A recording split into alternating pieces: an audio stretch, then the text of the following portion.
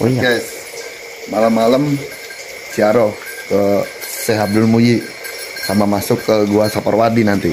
Ikuti terus. Guys, ikutin. Ayo mau masuk ke gua. Deh. Mari melihat lebih luas tempat juga kalangan. Terus menggali sejarah yang tersurat maupun yang tersirat.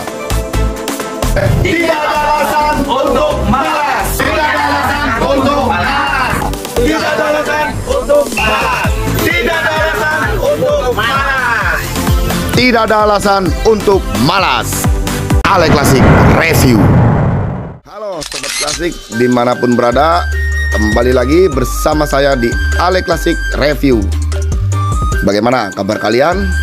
Semoga kita selalu diberikan kesehatan dan semangat yang luar biasa agar tetap menjalani aktivitas seperti biasanya.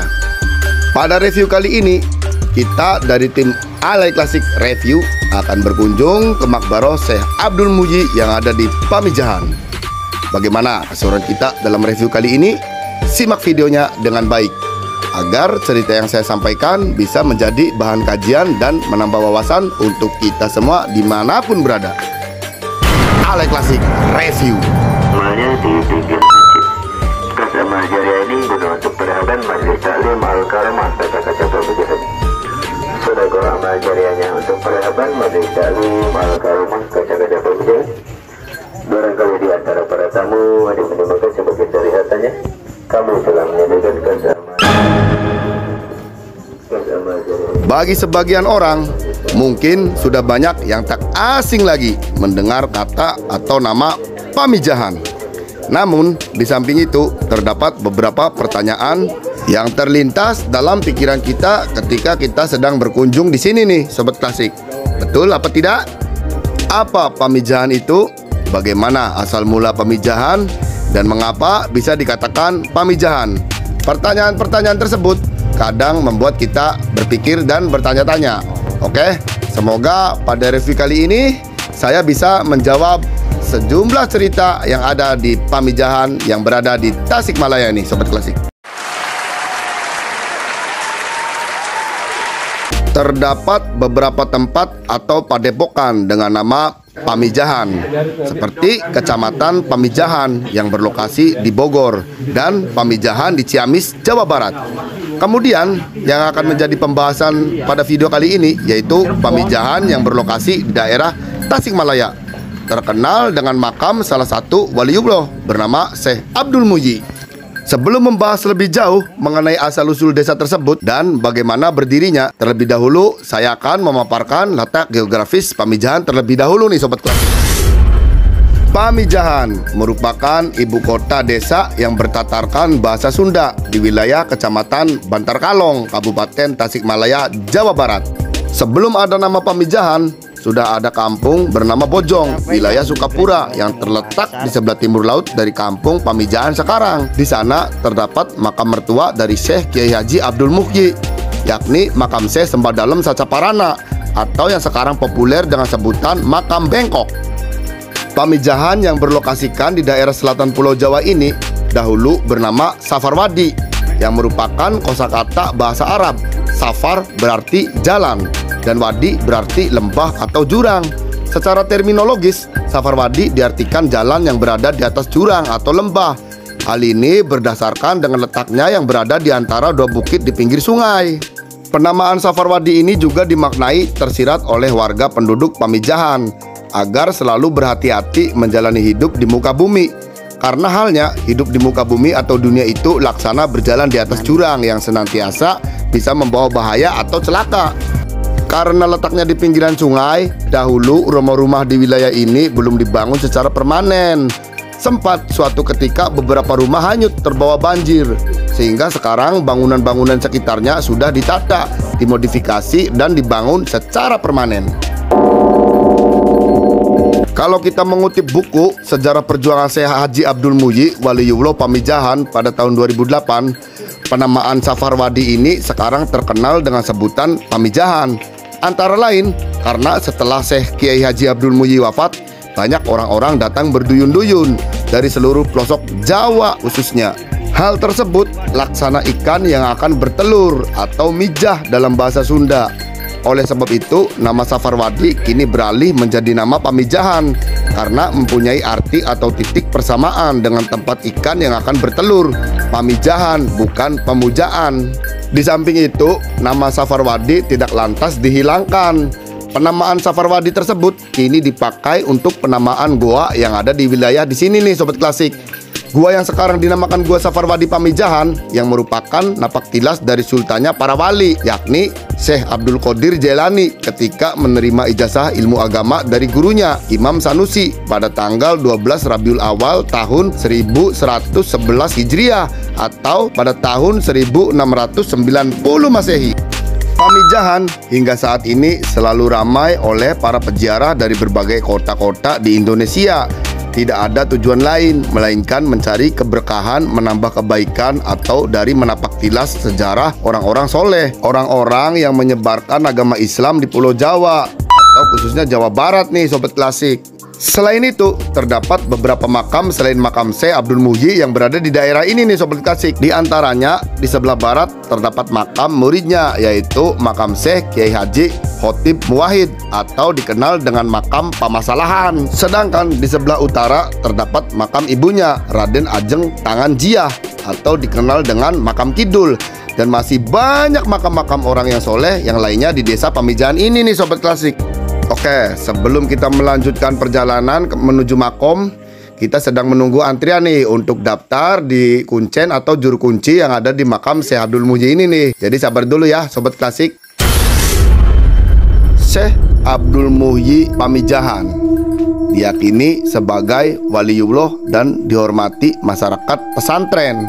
Dia merupakan mata rantai dan pembawa tarekat Satariyah yang pertama ke Pulau Jawa atau yang lebih dikenal dengan nama Haji Karang. Karena pernah uzlah dan halwat di Gua Karang di pintu gerbang makamnya yang terletak di Pamijahan, Tasikmalaya.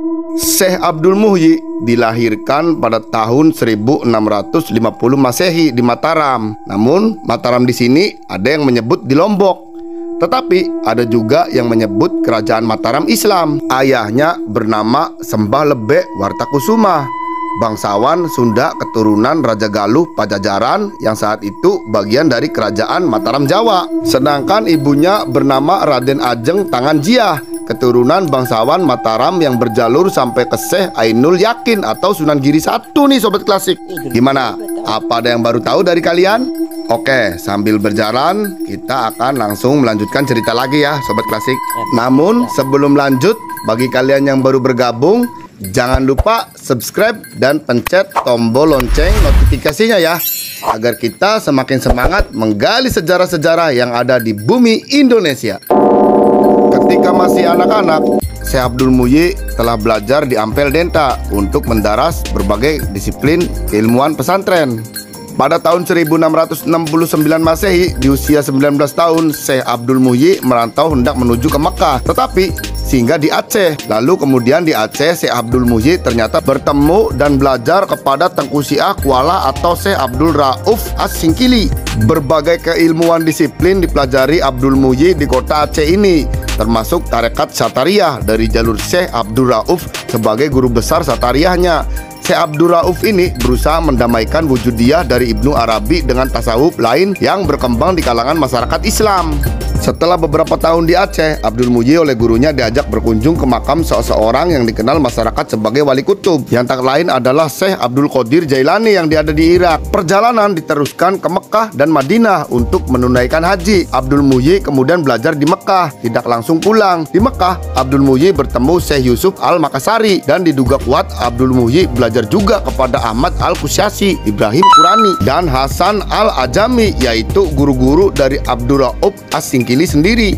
Kemudian Syekh Abdul Muhyi kembali dari Mekah menuju Ampel Denta pada tahun 1678 setelah mendapatkan ijazah untuk menjadi mursyid tarekat Satariyah dari gurunya. Sekembalinya dari Ampel Denta, sang ayah menikahkannya dengan putri bernama Ayu Bekta. Setelah menikah bersama orang tuanya, Abdul Muhyi pindah ke Jawa Barat untuk menyebarkan Islam dan berusaha mencari sebuah gua yang ditunjukkan oleh gurunya, yang tak lain adalah Syekh Abdul Rauf As-Singkili. Awalnya Abdul Muhyi dan keluarga menetap di Desa Dharma di Kuningan selama 8 tahun atau pada sekitar tahun 1678 sampai 1685 Masehi atas permintaan masyarakat.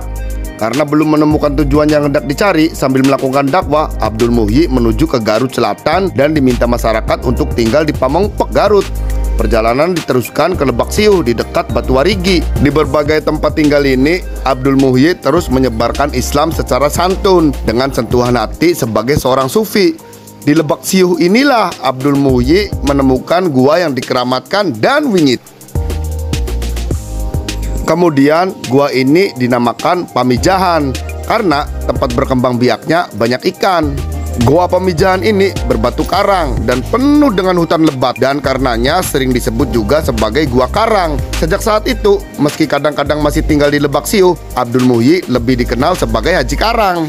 Gua ini menjadi tempat uzlah dan halwatnya, akan tetapi di tempat tinggalnya yang terakhir, ia membangun perkampungan baru bersama para pengikutnya di sebelah barat Kampung Ojong dan dikenal dengan sebutan Safarwadi.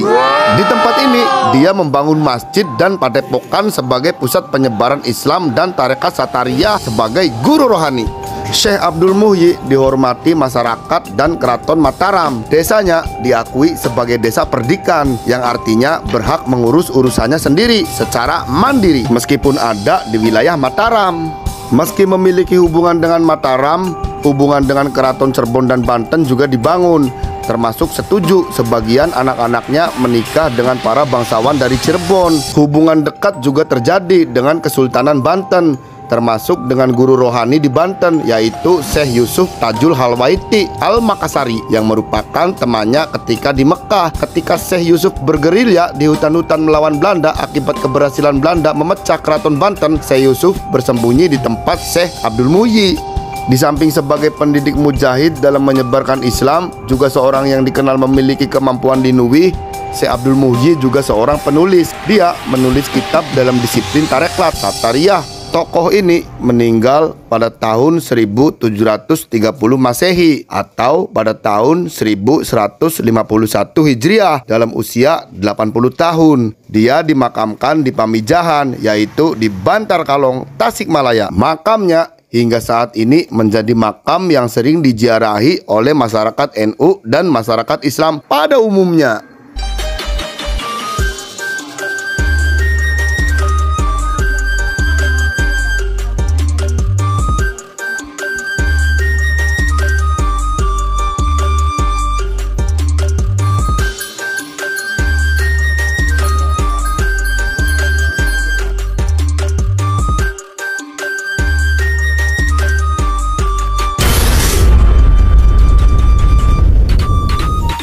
Oke Sobat Klasik, jadi itu dia review kami kali ini di situs makam Syekh Abdul Muhyi yang ada di Pamijahan. Bagaimana menurut kalian? Semoga pada video kali ini bisa menjadi kajian buat kita semua dimanapun berada. Saksikan terus video-video dari Ale Klasik Review yang tayang pada hari Kamis dan Minggu pada pukul 19.00. Semoga bisa menjadi wawasan bagi kita semua dimanapun berada. Mari belajar bersama tentang sejarah dari yang tersurat maupun yang tersirat. Jangan sampai ketinggalan untuk video yang selanjutnya ya, karena setelah dari sini kita akan mereview Gua Safarwadi yang ada di Pamijahan, Tasikmalaya. Tidak ada alasan untuk malas. Tidak ada alasan untuk malas. Ale Klasik Review.